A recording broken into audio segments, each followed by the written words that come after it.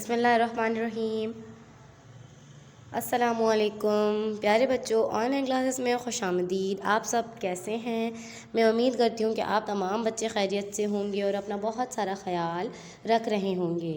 پیارے بچوں، ہم آپ کو آج آن لائن کلاسز کے ذریعے سے اسائنمنٹ میں کام کروائیں گے۔ مضمون اردو، میقات صوم، جماعت چہارم۔ پیارے بچوں، میقات صوم کا آغاز ہوا جاتا ہے۔ اب ہم جو کام کریں گے وہ میقات صوم کے حوالے سے کریں گے، جو کام اب میقات صوم میں ہوگا۔ مضمون اردو قواعد۔ پیارے بچوں، میقات صوم میں سب سے پہلے ہم کام کریں گے اردو قواعد میں۔ لقب کی تعریف لکھیں، جیسا کہ آپ کو آپ کے اسائنمنٹ نمبر 1 پر نظر آ رہا ہوگا۔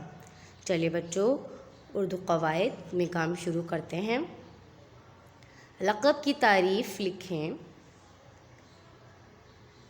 پیارے بچوں، سب سے پہلے آپ کو یہ پتہ ہونا چاہیے لقب کیا ہوتا ہے۔ لقب مطلب کسی کو اس کی شخصیت پر کوئی نام دیا جائے، یا پھر بچوں کسی شخص کو اس کی بہادری یا پھر اس کی شجاعت پر یا اس کے کام کو دیکھتے ہوئے کوئی نام دیا جائے تو اسے لقب کہتے ہیں۔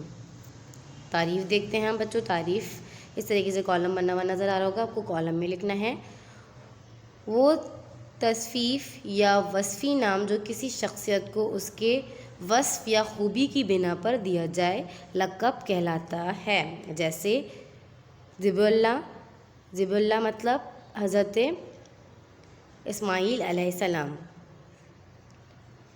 شیر خدا۔ شیر خدا کن کا لقب ہے؟ حضرت علی رضی اللہ تعالی عنہ۔ قائد اعظم محمد علی جناح۔